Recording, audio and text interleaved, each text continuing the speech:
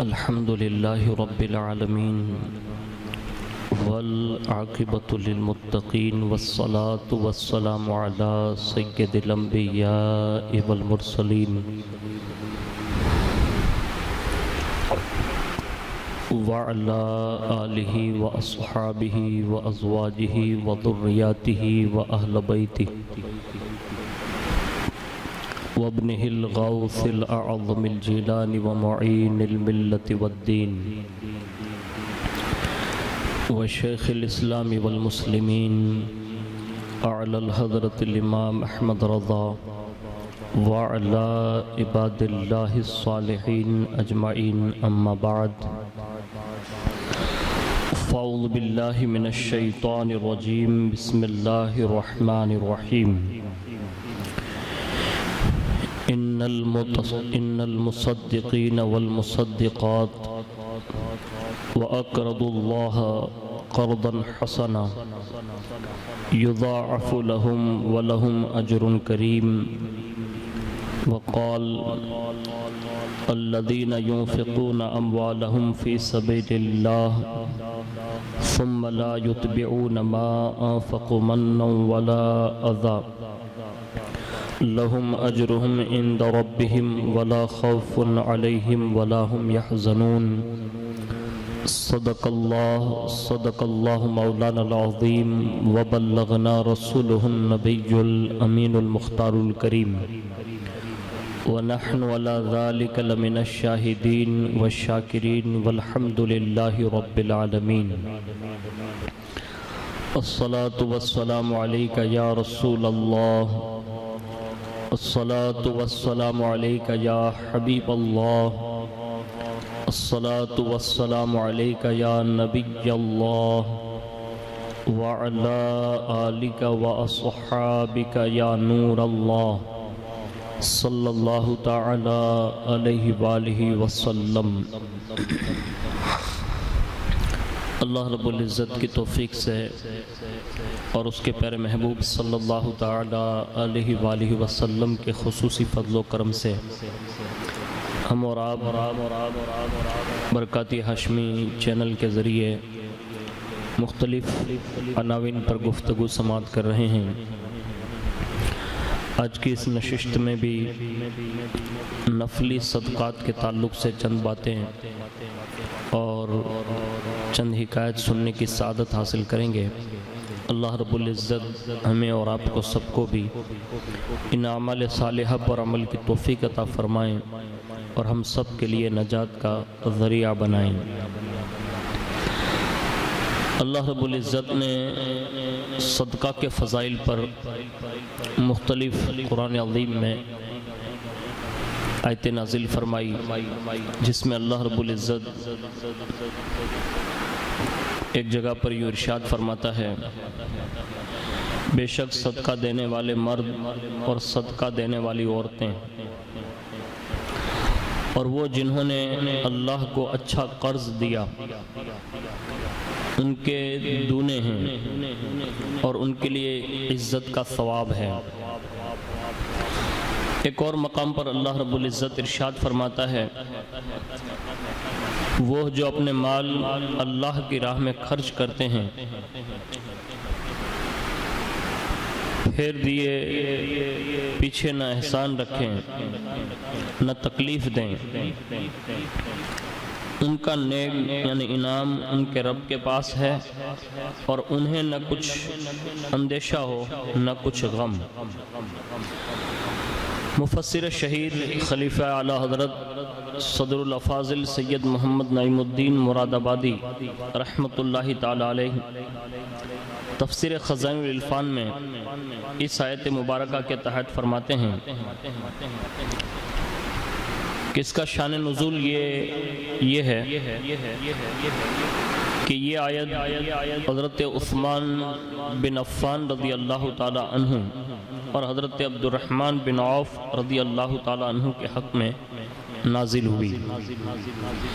حضرت عثمان غنی رضی اللہ تعالی عنہ نے غزوہ تبوک کے موقع پر لشکر اسلام کے لیے 1000 اونٹ سامان پیش کیے اور حضرت عبد الرحمن بن عوف نے 4000 درہم صدقہ کے بارگاہ رسالت میں حاضر کیے اور عرض کیا کہ میرے پاس کل 8000 درہم تھے، نصف میں نے اپنے اور اپنے اہل و عیال کے لیے رکھ لیے اور نصف راہ خدا میں حاضر کر دیے۔ سید عالم صلی اللہ علیہ وسلم نے فرمایا، جو تم نے دیے اور جو تم نے رکھے اللہ تعالیٰ دونوں میں برکت عطا فرمائیں۔ احسان رکھنا تو یہ کہ دینے کے بعد دوسروں کے سامنے اظہار کریں کہ ہم نے تیرے ساتھ ایسے ایسے سلوک کیے اور اس کو مقدر کریں، اور تکلیف دینا یہ کہ اس کو آڑ دلائیں کہ تو نادار تھا، مفلس تھا، مجبور تھا، نکمہ تھا، ہم نے تیری خبرگیری کی، یا اور طرح دباؤ دیں، یہ ممنوع فرمایا گیا۔ تو اس آیت کریمہ اور آیت کریمہ کی ان تفاسیر سے ہمیں اور آپ کو معلوم ہوا کہ جب بھی کوئی چیز اللہ کے لیے صدقہ کریں تو پھر اس کا احسان نہ جتائیں اور نہ اسے کسی طرح مجبور کریں اور نہ آر دلائیں، بلکہ للہ، اللہ کے لیے خلوص دل کے ساتھ اپنا مال جب بھی کسی کو دیں تو اللہ کو راضی کرنے کے لیے اور اس کے محبوب صلی اللہ علیہ وسلم کو راضی کرنے کے لیے دیں، تو اللہ تعالیٰ نے اس کا دگنا ثواب رکھا ہے۔ اور مزید یہ کہ قیامت کے دن اور دنیا دونوں میں انہیں کسی طرح کا حزن و ملال اور غم لائق نہیں ہوگا۔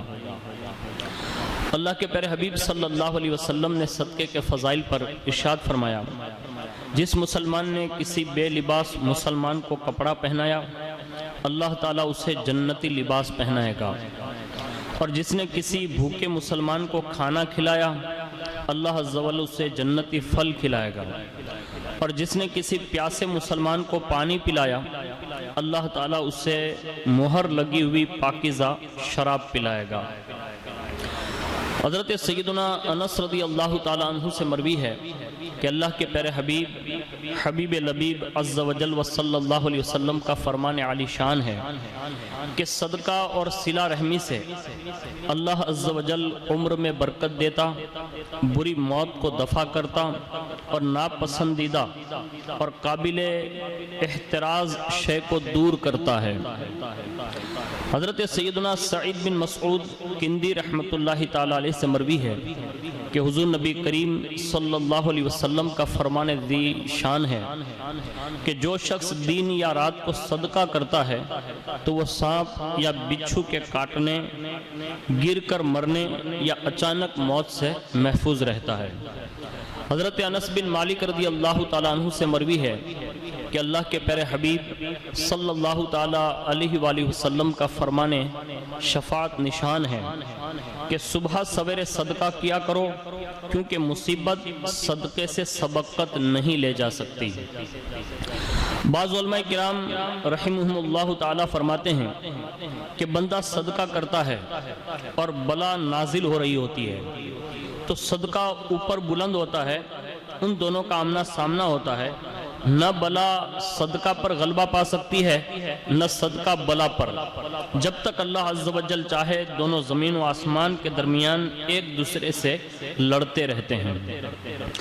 اللہ کے پیارے حبیب صلی اللہ علیہ وسلم کا فرمان عالی شان ہے کہ اللہ عز و جل قیامت کے دن فرمائے گا، اے میرے بندے، میں نے تجھ سے کھانا طلب کیا، کیا تو نے مجھے نہ کھلایا؟ میں نے تجھ سے پانی طلب کیا، تو نے مجھے نہ پلایا، میں نے تجھ سے کپڑے طلب کیے، تو نے مجھے نہ دیے۔ تو بندہ عرض کرے گا کہ اللہ عز و جل وہ کیسے؟ اللہ تعالیٰ فرمائے گا، تیرے قریب سے فلاں بھوکا فلاں ننگا گزرا تھا، مگر تو نے اپنے مال میں سے کوئی چیز اسے نہ دی، آج میں تجھ سے اپنا فضل روک لوں گا جیسا کہ تو نے روک لیا تھا۔ حضرت سیدنا حسن بصری رضی اللہ تعالیٰ عنہ فرماتے ہیں کہ اگر اللہ تعالیٰ چاہے تو تمہیں فقیر بنا دے کہ تم میں کوئی امیر نہ رہے، اور اگر چاہے تو تمہیں غنی بنا دے، تم میں کوئی محتاج نہ رہے، لیکن وہ تمہیں ایک دوسرے کے ذریعے آزماتا ہے۔ حضرت سیدنا ابن عمر رضی اللہ تعالیٰ عنہ سے مروی ہے کہ اللہ کے پیارے حبیب صلی اللہ علیہ وسلم کا فرمان مغفرت نشان ہے کہ پوشیدہ طور پر صدقہ دینا اللہ عز و جل کے غضب کو ٹھنڈا کرتا ہے اور نیکیاں برائی کے دروازوں سے بچاتی ہے، صلہ رحمی سے عمر میں اضافہ اور رزق میں کشادگی ہوتی ہے۔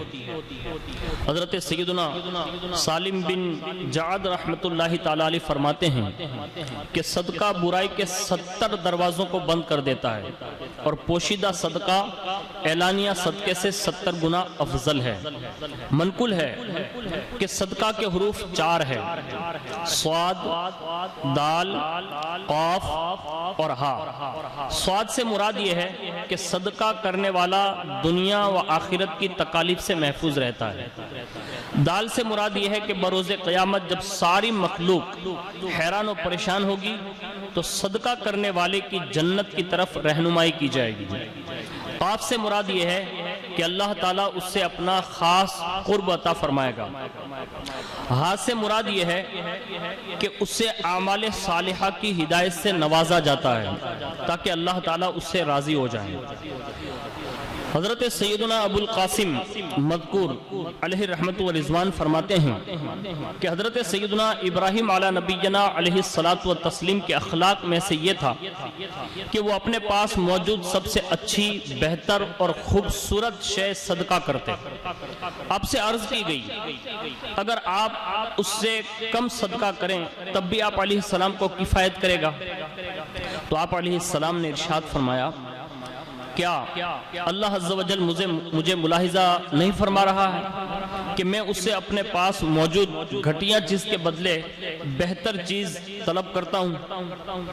حضرت سیدنا اکرمہ رضی اللہ تعالی عنہ اور حضرت سیدنا ابن عباس رضی اللہ تعالی عنہما سے روایت ہیں کہ اللہ کے پیارے حبیب صلی اللہ علیہ وسلم کا فرمان ہے، 2 چیزیں شیطان کی طرف سے ہیں اور 2 اللہ کی طرف سے۔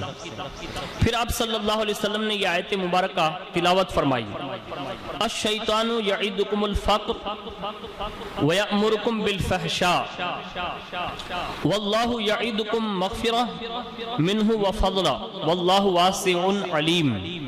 ترجمہ کنز الایمان، شیطان تمہیں اندیشہ دلاتا ہے محتاجی کا اور حکم دیتا ہے بے حیائی کا، اور اللہ تم سے وعدہ فرماتا ہے بخشش اور فضل کا، اور اللہ وسعت والا، علم والا ہے۔ حضرت سیدنا شعیب حریفش رحمت اللہ تعالی علیہ اس آیت کے تحت فرماتے ہیں کہ شیطان تمہیں صدقہ اور خیرات کرنے سے منع کرتا ہے اور گناہوں کا حکم دیتا ہے، جبکہ اللہ تعالیٰ تمہیں فرما برداری اور صدقہ کرنے کا حکم دیتا ہے تاکہ اس کے ذریعے تم اس سے مغفرت اور اس کا فضل پاؤ۔ اللہ تعالیٰ صدقے کرنے والے کا ثواب جانتا ہے۔ حضرت سیدنا ابو ذر غفاری رضی اللہ تعالیٰ عنہ سے مروی ہے کہ زمین پر جو بھی صدقہ نکالا جاتا ہے وہ 70 شیطانوں کے جبڑوں سے چھڑا کر دیا جاتا ہے، وہ سب بندے کو صدقہ دینے سے روکتے ہیں۔ یہ چند احادیث جو ہے آپ کے سامنے میں نے پیش کرنے کی سعادت حاصل کی، اس میں صدقہ کرنے کے فضائل و کمالات بیان کیے گئے۔ ہمیں اور آپ کو بھی چاہیے وقتاً فوقتاً صدقہ دیا کریں، اللہ کی راہ میں اپنا قیمتی مال اور جو پسندیدہ شے ہو اس کو ضرور صدقہ کرنا چاہیے۔ اللہ تعالیٰ اس کے بدلے بے شمار دنیا اور آخرت میں انعام اور اکرامات سے نوازتا ہے۔ اس سلسلے میں ایک حکایت سنتے ہیں۔ حضرت سیدنا اکرمہ رضی اللہ تعالیٰ عنہ فرماتے ہیں کہ بنی اسرائیل میں ایک مالدار شخص تھا جو اپنا مال بلائی کے کاموں میں خرچ کرتا۔ وہ اپنی بیوی اور بیٹے کو چھوڑ کر دنیا سے رخصت ہو گیا تو اس کی بیوی نے دل میں کہا میں اپنے شوہر کے چھوڑے ہوئے مال کے لیے اس سے افضل جگہ نہیں پاتی جہاں وہ خرچ کیا کرتا تھا، لہذا اس نے تمام مال صدقہ کر دیا سوائے 200 درہم کے جو اس نے اپنے بیٹے کے لیے جمع کر رکھے تھے۔ جب بچہ بڑا ہوا تو اس نے پوچھا اے میری ماں میرا باپ کون تھا؟ اس نے جواب دیا تیرا باپ بنی اسرائیل کے معززین میں سے تھا۔ بیٹے نے پھر پوچھا کیا اس نے کوئی مال چھوڑا؟ ماں نے جواب دیا کیوں نہیں، لیکن وہ ہمیشہ بھلائی کے راستے میں خرچ کرتا تھا تو میں نے بھی اسی راستے میں خرچ کر ڈالا۔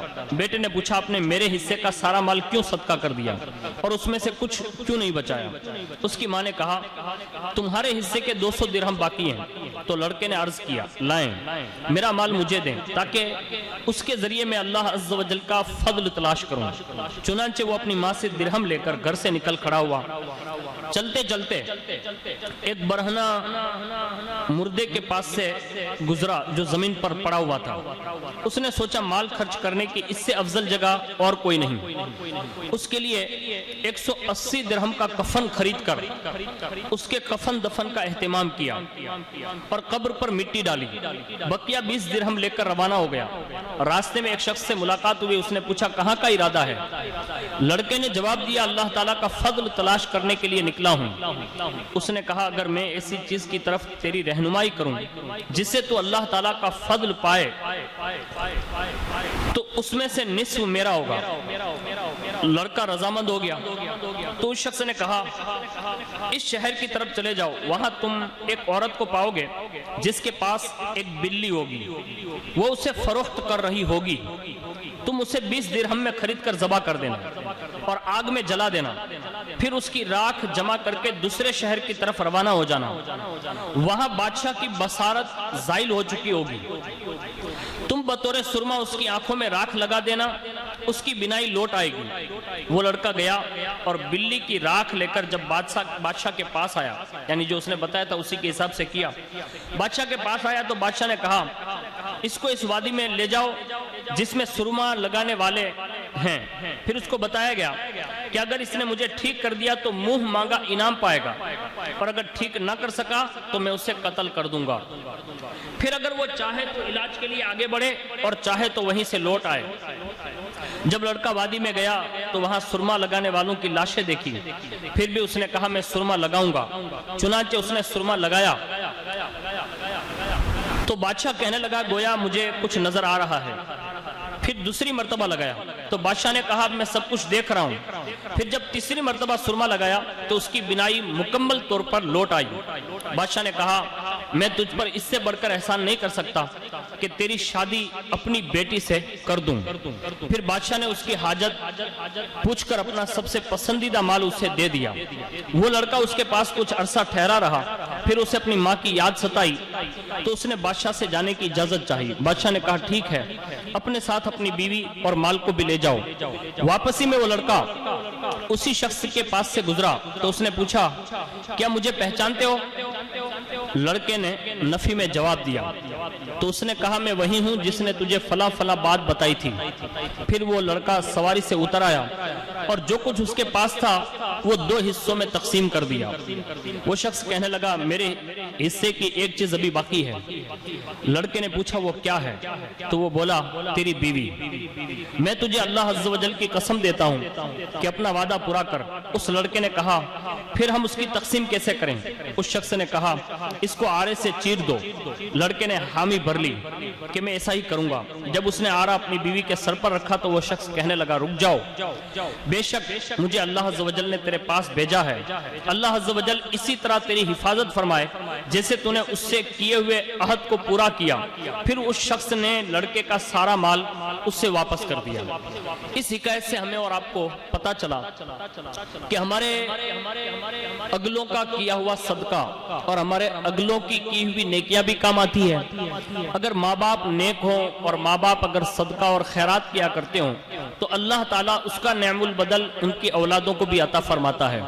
ساتھ ہی ساتھ اللہ تعالیٰ ہمیں اور آپ کو اس طرح آزماتا بھی ہے جیسے کہ اس نوجوان کو آزمایا گیا۔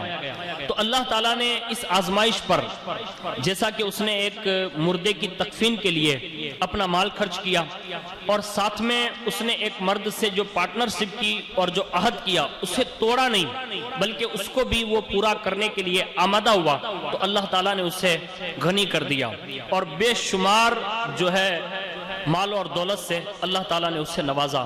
ہمیں اور آپ کو بھی چاہیے کہ اگر اللہ ہمیں اور آپ کو موقع دے تو ضرور بھی ضرور ہمیں بھی اللہ کی راہ میں مال خرچ کر کے اللہ اور اس کے رسول کو راضی کرنا چاہیے، اس لیے کہ وہ مال میں صرف ہمارا اور آپ کا ہی صرف حصہ نہیں ہوتا بلکہ اس میں دوسرے لوگوں کا بھی حصہ ہوتا ہے جو اللہ اور اس کے رسول نے خود مقرر کیا ہوتا ہے۔ ایک حکایت اور سنتے ہیں۔ حضرت سیدنا ابن عباس رضی اللہ تعالی عنہما سے مروی ہے کہ سرکار والا تبار ہم بے قصوں کے مددگار شفیع روز شمار دو عالم کے مالک و مختار صلی اللہ علیہ وسلم ارشاد فرماتے ہیں کہ بنی اسرائیل کی ایک عورت کا شوہر گھر سے باہر تھا. اس شخص کی ماں نے اپنی بہو کو جدائی پر ابھارا تو اس کی بیوی اسے ناپسند کرنے لگی. پھر اس کی ماں نے اپنے بیٹے کی جانب سے ایک جھوٹا طلاق نامہ اپنی بہو کو لکھا. اس عورت کے 2 بیٹے تھے. جب وہ خط اسے ملا تو وہ اپنے بچوں کو لے کر والدین کے پاس چلی گئی. وہاں کا ظالم بادشاہ مسکینوں کو کھانا کھلانا ناپسند کرتا تھا. ایک دن ایک مسکین اس عورت کے قریب سے گزرا. وہ روٹی پکا رہی تھی. مسکین نے سوال کیا مجھے کچھ روٹی کھلا دو. عورت نے کہا کیا تجھے معلوم نہیں کہ بادشاہ نے سختی کے ساتھ مساکین کو کھانا کھلانے سے منع کیا ہوا ہے؟ اس نے کہا مجھے یہ بات معلوم ہے لیکن اگر تم مجھے کھانا نہ کھلاؤ گی تو میں ہلاک ہو جاؤں گا. یہ سن کر اس عورت کو ترس آ گیا اور اس نے 2 روٹیاں مسکین کو دے دی اور کہا کہ کسی کو پتہ نہ چلے کہ میں نے تجھے کھانا دیا ہے. وہ روٹیاں لے کر پہرے داروں کے پاس سے گزرا. جب انہوں نے اس کی تلاشی لی تو اس سے روٹیاں برآمد ہوئی. انہوں نے پوچھا یہ مال تجھے کہاں سے ملا، یعنی روٹیاں کہاں سے ملی؟ اس نے کہا فلاں عورت نے دی. پہرے دار اس مسکین کو اس عورت کے پاس لے آئے اور پوچھا کیا اس مسکین کو یہ روٹیاں تو نے دی ہیں؟ اس عورت نے سچ بولتے ہوئے کہا جی ہاں. انہوں نے پوچھا کیا تو نہیں جانتی کہ بادشاہ نے سختی کے ساتھ مساکین کو کھانا کھلانے سے منع کیا ہے؟ اس عورت نے کہا ہاں مجھے معلوم ہے. تو انہوں نے پوچھا پھر کس چیز نے تمہیں اس بات پر ابھارا؟ وہ بولی مجھے اس پر ترس آ گیا، مجھے امید تھی کہ یہ کسی کو نہ بتائے گا. بہرحال پہرے داروں نے اس کو بادشاہ کے دربار میں پیش کرتے ہوئے بتایا اس عورت نے مسکین کو کھانا دیا ہے. بادشاہ نے اسے پوچھا کیا تو نے ایسا کیا ہے؟ اس نے ہاں میں جواب دیا. بادشاہ نے کہا کیا تو نہیں جانتی تھی کہ میں نے مساکین کو کھانا کھلانے سے منع کر رکھا ہے؟ اس نے کہا جی ہاں مجھے معلوم تھا. بادشاہ نے پوچھا پھر تمہیں کس چیز نے ابھارا؟ عورت بولی مجھے اس پر ترس آ گیا اور مجھے امید تھی کہ یہ کسی کو نہ بتائے گا اور مجھے اللہ تعالیٰ کا خوف ہوا کہ کہیں یہ ہلاک نہ ہو جائیں. پھر بادشاہ نے اس کے دونوں ہاتھ کاٹنے کا حکم دیا. چنانچہ اس کے دونوں ہاتھ کاٹ دیے گئے. وہ اپنے بچوں کو لے کر گھر کی طرف روانہ ہو گئی. یہاں تک کہ ایک بہتی نہر کے کنارے پہنچی. اس نے اپنے ایک بیٹے کو پانی پلانے کا کہا. جب بچہ پانی لینے کے لیے اترا تو اس پانی کے اندر وہ بچہ ڈوب گیا. اس نے دوسرے بیٹے کو کہا اے بیٹے اپنے بھائی کو تھامو. وہ بھائی کو بچانے کے لیے نیچے اترا لیکن وہ بھی ڈوب گیا. اب وہ بیچاری تنہا رہ گئی. یاد رکھیں کبھی کبھی اس حد تک بھی آزمائش ہوتی ہے، یعنی نیک کام کرنے کے باوجود بھی تمہیں آزمایا جاتا ہے، تمہارا امتحان ہوتا ہے اور اللہ تعالیٰ امتحان لیتا ہے. اب سنیے اچانک اس کے پاس ایک شخص آیا اور کہنے لگا اے اللہ کی بندی تجھے کیا ہوا؟ میں تیری حالت بہت بری دیکھ رہا ہوں. اس نے جواب دیا اے اللہ کے بندے مجھے چھوڑ دے کیونکہ میرے ساتھ جو کچھ ہوا اس نے مجھے تجھ سے بے خبر کر دیا ہے. اس نے اصرار کیا مجھے اپنا حال بتائیے. تو اس عورت نے سارا واقعہ بیان کر دیا اور یہ بھی بتایا کہ اس کے دونوں بچے ڈوب گئے ہیں. یہ سن کر اس شخص نے کہا تم اپنے ہاتھوں اور بچوں میں سے کس کی واپسی چاہتی ہو؟ عورت نے کہا تم میرے دونوں بچوں کو زندہ نکال دے. چنانچہ اس نے دونوں لڑکوں کو زندہ نکال دیا. پھر اس کے ہاتھ بھی لوٹا دیے اور وہ کہنے لگا مجھے اللہ تعالیٰ کی طرف سے تیری طرف بھیجا گیا ہے. اس نے تجھ پر رحم کرتے ہوئے مجھے بھیجا ہے. بس ان دونوں روٹیوں کے عوض تیرے ہاتھ لوٹا دیے گئے ہیں اور اس مسکین پر ترس کھانے اور مصیبت پر صبر کرنے کی وجہ سے تیرے دونوں بیٹے لوٹا دیے گئے ہیں. اور تجھے یہ بھی بتا دوں کہ تیرے شوہر نے تجھے طلاق نہیں دی تھی. تو اس کے پاس لوٹ جا، وہ اپنے گھر میں ہی ہے اور اس کی ماں کا بھی انتقال ہو چکا ہے. جب وہ عورت اپنے شوہر کے گھر گئی تو تمام معاملہ ایسا ہی پایا جیسا کہ کہا گیا تھا. اللہ اکبر. تو اس حکایت سے ہمیں اور آپ کو پتا چلا کہ کبھی کبھی ایسے بھی حالات بنتے ہیں کہ گھر تک اجڑ جاتے ہیں لیکن اللہ تعالیٰ کی جب آزمائش مکمل ہوتی ہے، امتحان پورا ہوتا ہے اور بندہ اگر صبر اور ضبط کے ساتھ اللہ کی ذات پر یقین رکھتا ہے تو پھر اسے وہ ساری نعمتیں واپس میسر آتی ہے، جیسا کہ اس حکایت سے اللہ تبارک و تعالیٰ نے ہمیں اور آپ کو جو ہے یہ اپنے محبوب صلی اللہ علیہ وسلم کے ذریعے سے بیان کر کے ہم تک جو یہ بات پہنچی، اس سے ہمیں اور آپ کو معلوم ہوا۔ اللہ تبارک و تعالیٰ ارشاد فرماتا ہے وَمِن قَوْمِ مُوسَىٰ أُمَّةٌ يَهْدُونَ بِالْحَقِّ وَبِهِ يَعْدِلُونَ، اور موسیٰ کی قوم سے ایک گروہ ہے کہ حق کی راہ بتاتا اور اسی سے انصاف کرتا۔ مفسرین کرام اس آیت کے ضمن میں فرماتے ہیں کہ حضرت موسیٰ علیہ السلام کے انتقال کے بعد بنی اسرائیل نے دین میں باطل چیزوں کی آزمائش کر دی، آمیزش کر دی، تو ایک گروہ ان سے جدا ہو گیا۔ انہوں نے اللہ تعالیٰ سے دعا کی کہ وہ ان کو دین میں باطل چیزوں کی ملاوٹ کرنے والوں سے دور کر دے۔ چنانچہ زمین کے نیچے ایک سوراخ ظاہر ہوا، اس میں چلتے ہوئے انہوں نے ایک کشادہ اور وسیع میدان دیکھا تو انہوں نے وہیں پڑاؤ ڈال دیا۔ ان کے بیٹے اور سب نسلیں مستقل طور پر وہیں قیام پذیر ہو گئی، یہاں تک کہ حضرت سیدنا ذوالقرنین ایک دن سیر کرتے ہوئے جب وہاں پہنچے تو انہوں نے دیکھا کہ یہاں لوگوں کی عمریں دراز ہیں، کوئی فقیر نہیں، قبریں گھر کے دروازوں کے قریب، عبادت گاہیں گھروں سے دور ہیں، گھروں پر دروازے بھی نہیں ہیں، نہ ان پر کوئی حاکم ہے نہ ان کا کوئی امیر ہے۔ آپ نے دریافت فرمایا ان سب باتوں کا راز کیا ہے؟ تو عرض کی گئی، یعنی اس قوم نے عرض کیا، اے بادشاہ، ہماری عمروں میں برکت کا سبب ہمارا ایک دوسرے کی مدد کرنا ہے۔ اس سے پتہ یہ چلا کہ اگر کوئی لمبی عمر چاہے تو اس سے چاہیے کہ وہ ایک دوسرے کی مدد کرتا رہے۔ اور پھر انہوں نے کہا کہ ہم میں سے جب کوئی محتاج ہو جاتا ہے تو ہم مل کر اس کی محتاجی کو دور کرتے ہیں، اس طرح ہم سب اغنیاء ہیں، یعنی مالدار ہیں۔ اور ہماری قبروں کے گھر سے قریب ہونے کا سبب یہ ہے کہ ہم نے اپنے علماء کرام رحمہم اللہ سے سنا ہے کہ قبر زندوں کو موت کی یاد دلاتی ہے، اور عبادت گاہوں کے دور ہونے کا سبب ہمیں انبیاء کرام علیہ السلام اور علماء کرام رحمہم اللہ نے یہ بتایا کہ ان کی طرف قدموں کی کثرت سے نیکیوں میں اضافہ ہوتا ہے۔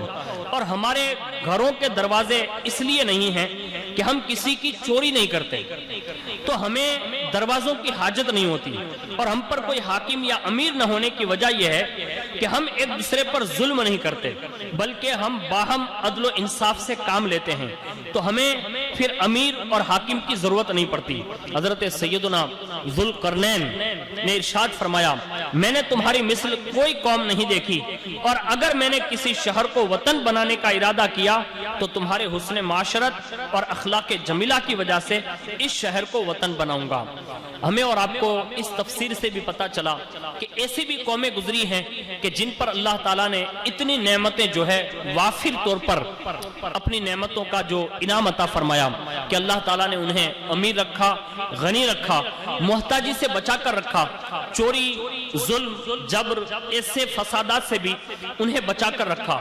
اللہ نے انہیں عدل و انصاف کی توفیق عطا فرمائی، انہیں کسی حاکم کی ضرورت نہ پڑی، نہ کسی امیر کی ضرورت پڑی، اور خاص کر کے ایک دوسروں کے ساتھ وہ ایک دوسروں کی مدد کیا کرتے تھے، تو اللہ تعالیٰ نے انہیں جو ہے وہ غنی کر کے رکھا۔ خاص کر کے ان کی قبریں جو قریب ہوتی، یعنی قبرستان، تو انہیں ان کی موت یاد رہتی۔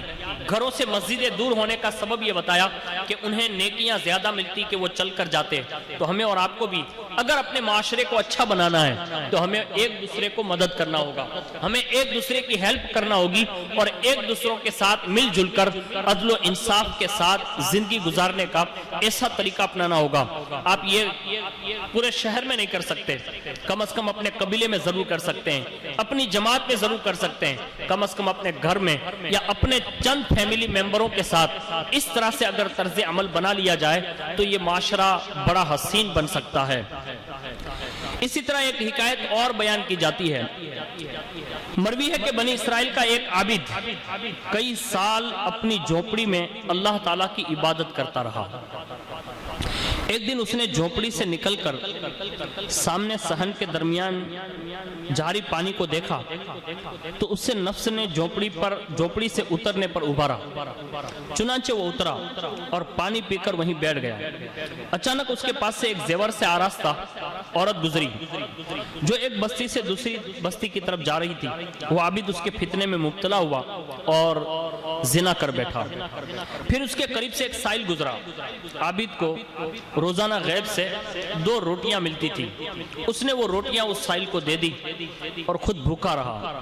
اللہ تعالیٰ نے اس زمانے کے نبی علیہ السلام کی طرف وحی بھیجی کہ اس سے کہو، یعنی اس عابد سے کہو کہ زنا کے سبب تمہارے سب اعمال برباد ہو گئے، پھر تیرے صدقہ کی 2 روٹیوں اور خود پر مسکین کو ترجیح دینے نے تمام اعمال کو زندہ کر دیا ہے، یہ تیرے صدقے کا ثواب ہے، میں نے اسے قبول کر کے تمہیں تمہاری سابقہ حالت پر لوٹا دیا ہے۔ اس حکایت سے بھی ہمیں اور آپ کو پتہ چلا کہ جو لوگ بھی اللہ کے لیے صدقہ کرتے ہیں اور اپنے آپ پر ترجیح دیتے ہوئے دوسروں کا خیال رکھتے ہیں تو اللہ تعالیٰ ان کے تباہ شدہ اعمال کو بھی دوبارہ جو ہے نیکیوں میں تبدیل کر دیتا ہے اور انہیں پھر واپس اسی منزل پر لوٹا دیتا ہے۔ تو یہ صدقے کی برکتیں ہیں۔ اسی طرح رحم دل لوگوں کی برکت اور سنگ دل لوگوں کی نحوست بھی ہوتی ہے، جیسا کہ امیر المؤمنین حضرت سیدنا علی بن ابی طالب کرم اللہ تعالی وجہ الکریم سے مروی ہے کہ اللہ کے پیارے حبیب صلی اللہ علیہ وسلم نے ارشاد فرمایا، میری امت کے رحم دل لوگوں سے بھلائی طلب کرو، ان کے قریب رہا کرو اور سنگ دل لوگوں سے بھلائی نہ مانگو کیونکہ ان پر لعنت اترتی ہے۔ اے علی، اللہ تعالیٰ نے بھلائی کو پیدا فرمایا تو اس کے اہل افراد کو بھی پیدا فرمایا، پھر بھلائی کو ان کا محبوب کر دیا اور اس پر عمل کرنا انہیں محبوب بنا دیا، نیز انہیں اس کی طلب میں یوں لگا دیا جیسے وہ پانی کو قحط زدہ زمین کی طرف پھیر دیتا ہے کہ اس پانی کے ذریعے وہاں والوں کو جلا بخشے، اور بے شک جو لوگ دنیا سے بھلائی والے ہوں گے وہی آخرت میں بھلائی والے ہوں گے۔ ایک جگہ پر ارشاد فرمایا، میری امت کے رحم دل لوگوں سے اپنی مرادیں مانگو اور ان کے قریب رہا کرو کیونکہ میری رحمت انہی میں ہے، اور سنگ دل لوگوں سے مرادیں نہ مانگو کیونکہ وہ میرے ناراضگی کے منتظر رہتے ہیں۔ اس سے پتہ یہ چلا ہمیں اور آپ کو جو ہے بڑی کثرت کے ساتھ صدقہ جو ہے کرنا چاہیے، چاہے وہ نفل ہو، چاہے وہ جو ہے واجب ہو یا فرض جیسے کہ زکوٰۃ اور صدقہ فطر وغیرہ۔ تو تمام خوبیوں کا وہ مالک عز و جل جس نے ہمیں اور آپ کو انشاءاللہ بہت سارے انعام اور اکرام عطا فرمائے، ان میں سے ایک انعام یہ عطا فرمایا کہ یہ مکمل ماہ رمضان شریف جو مبارک مہینہ ہے وہ عطا فرمایا، اور پورے مہینے میں جو کچھ بھی اس نے توفیق دی، لوگوں نے عبادتیں کی، ریاضتیں کی، قرآن کی تلاوتیں کی، اس انداز میں لوگوں نے اس ماہ مبارک کو گزارنے کی سعادت حاصل کی، اور ساتھ ہی ساتھ اس مبارک مہینے کے ختم ہوتے ہی عید الفطر عطا فرمائی، اور یقیناً عید الفطر جو ہے وہ بہت ہی اہم ہے، جیسا کہ اس مہینے میں مکمل ہونے کے بعد جو عید الفطر کو جو اللہ نے ہمیں اور آپ کو ایک نعمت کے طور پر، انعام کے طور پر عطا فرمایا، تو یقیناً یہ اللہ کا بہت بڑا فضل ہے اور اس کا بہت بڑا شکر ادا کرنا چاہیے۔ تو سنیے، حضور نبی کریم صلی اللہ علیہ وسلم کی حیات ظاہری میں حضرت سیدنا ابو سعید خدری رضی اللہ تعالیٰ عنہ سے مروی ہے، وہ فرماتے ہیں کہ حضور صلی اللہ علیہ وسلم کی ظاہری زندگی میں 1 سا کھانا یا 1 سا جو یا 1 سا کھجور صدقہ فطر نکالا کرتے تھے۔ ایک جگہ پر حضرت سیدنا عمرو بن شعیب رضی اللہ تعالیٰ عنہ اپنے بابا سے اور وہ ان کے دادا سے روایت کرتے ہیں کہ اللہ کے پیارے حبیب صلی اللہ علیہ وسلم نے مکہ شریف کی شاہراہوں پر ایک اعلان کرنا والا بھیجا، اس نے اعلان کیا، سن لو، بے شک صدقہ فطر 2 مد گندم یا 1 سا کھانا ہر مسلمان مرد و عورت، آزاد و غلام، چھوٹے بڑے پر واجب ہے۔ حضرت سیدنا ابن عمر رضی اللہ تعالیٰ عنہ سے مروی ہے کہ حضور صلی اللہ علیہ وسلم نے ارشاد فرمایا کہ ہر مرد عورت، آزاد اور غلام پر 1 سا کھجور یا 1 سا جو صدقہ فطر واجب فرمایا۔ حضرت سیدنا نافع رضی اللہ تعالیٰ عنہ سے مروی ہے اور حضرت سیدنا ابن عمر رضی اللہ تعالیٰ عنہما سے بھی روایت ہے کہ حضور صلی اللہ علیہ وسلم نے ہمیں حکم دیا تھا کہ عید الفطر کے دن نماز عید سے پہلے صدقہ عطا کریں، اور علماء کرام رحمہم اللہ تعالیٰ فرماتے ہیں کہ صدقہ فطر نماز عید سے پہلے دینا مستحب ہے۔ حضور صلی اللہ علیہ وسلم کا فرمان ہے، فقراء کو ایسے دنوں میں سوال کرنے سے غنی کر دو، یعنی اس طرح سے صدقہ فطر دے کر ان کو جو ہے مالدار کر دو۔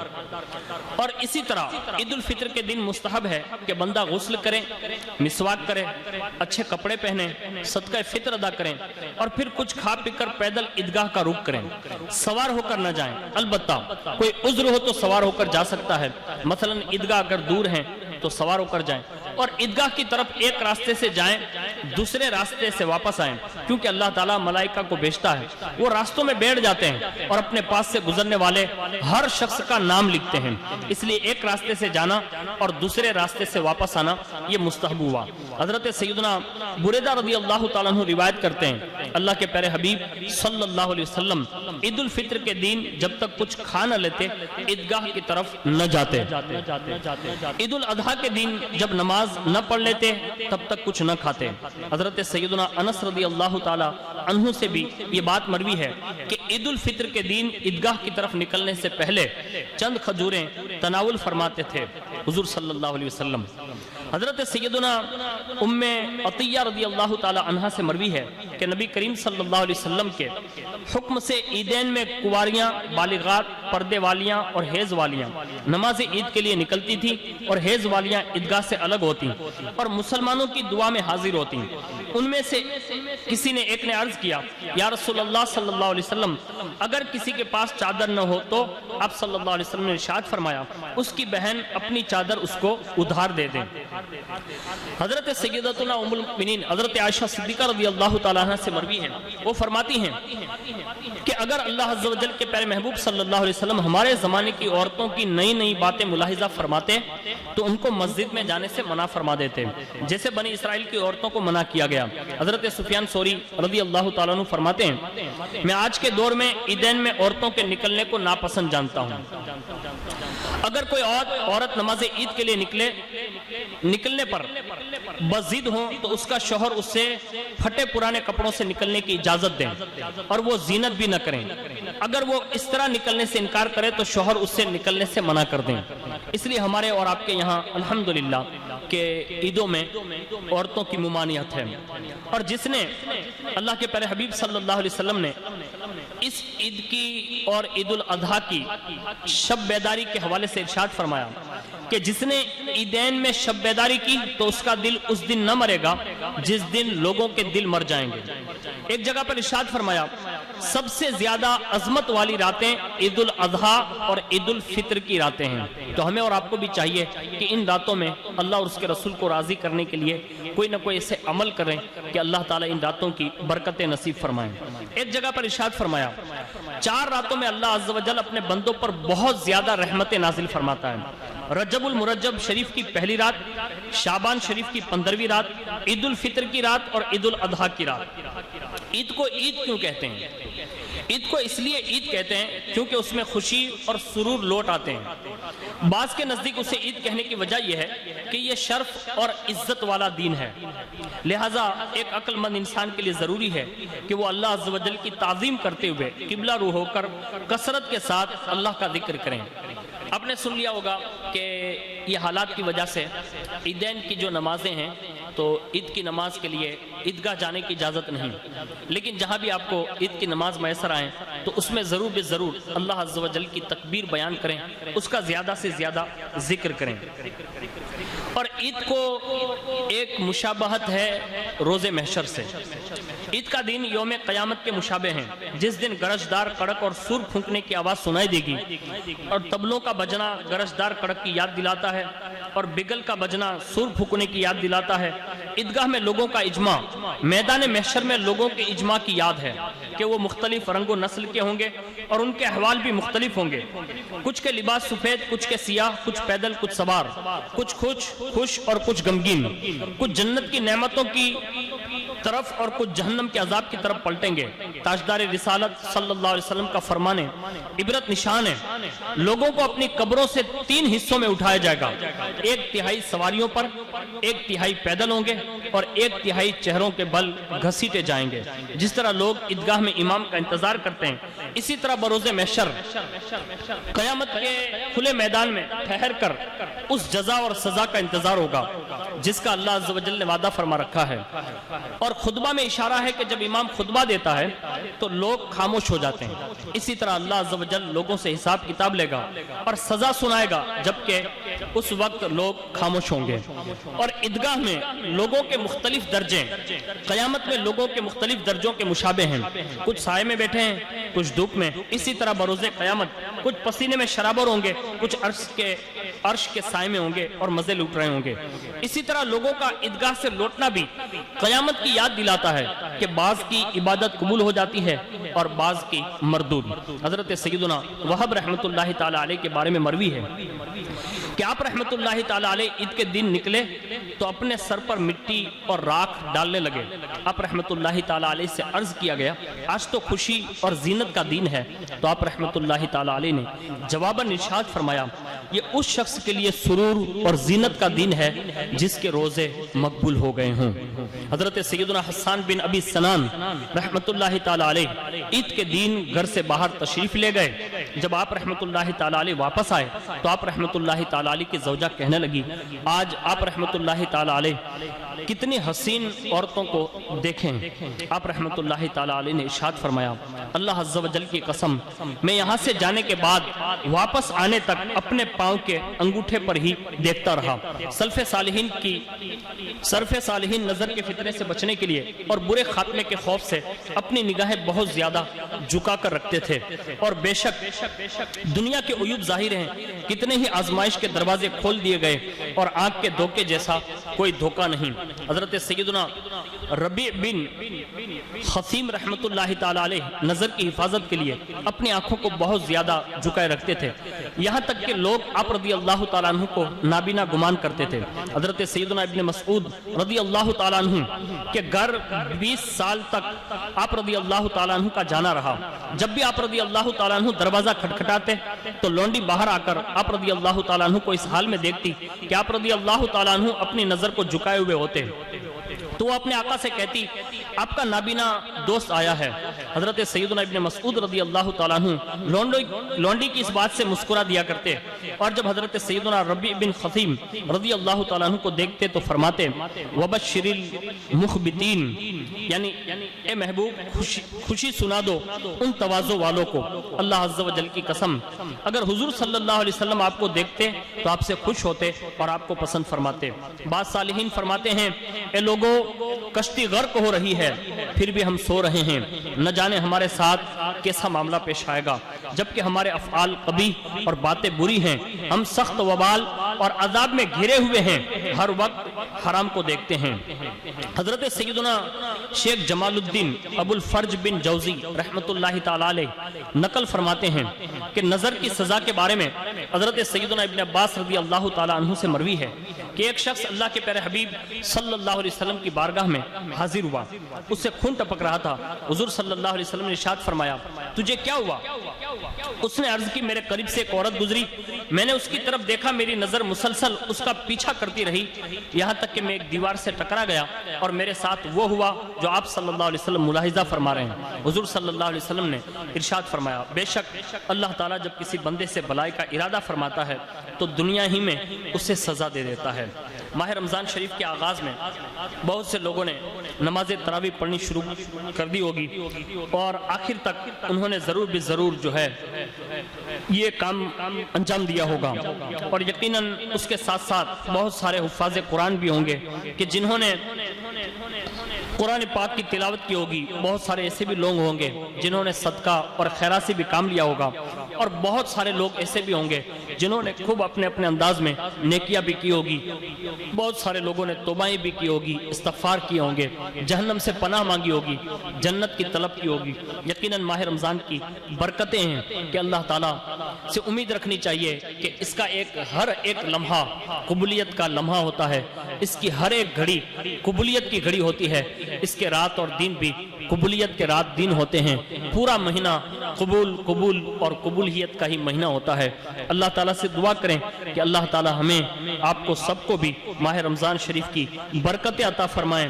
ماہ رمضان شریف کے جو بھی اللہ تعالیٰ نے کمالات رکھے ہیں اللہ تعالیٰ اس سے ضرور بے ضرور ہم سب کو عطا فرمائیں، اور اس کی بڑی راتیں خاص کر کے جو عید کی رات ہیں جسے لیلۃ الجائزہ کہا جاتا ہے، اس آخری رات میں ضرور بے ضرور یعنی کل کی شب جسے کہتے ہیں، تو اس میں ہمیں اور آپ کو بھی چاہیے اللہ عز و جل کی بارگاہ میں خوب مانگیں اور اللہ تعالیٰ کی بارگاہ میں تہ دل سے توبہ کریں، اللہ تعالیٰ کی بارگاہ میں دعا کریں، اللہ تعالیٰ ہماری اس نشست کو قبول فرمائیں، اللہ ہمیں صدقہ خیرات، صدقہ فطر اور عید الفطر کی ادائیگی کی توفیق عطا فرمائیں، دونوں جہان کی عزت و آبرو اور وقار سے ہم سب کو بہراور فرمائیں، آمین یا رب العالمین برحمتک یا ارحم الراحمین۔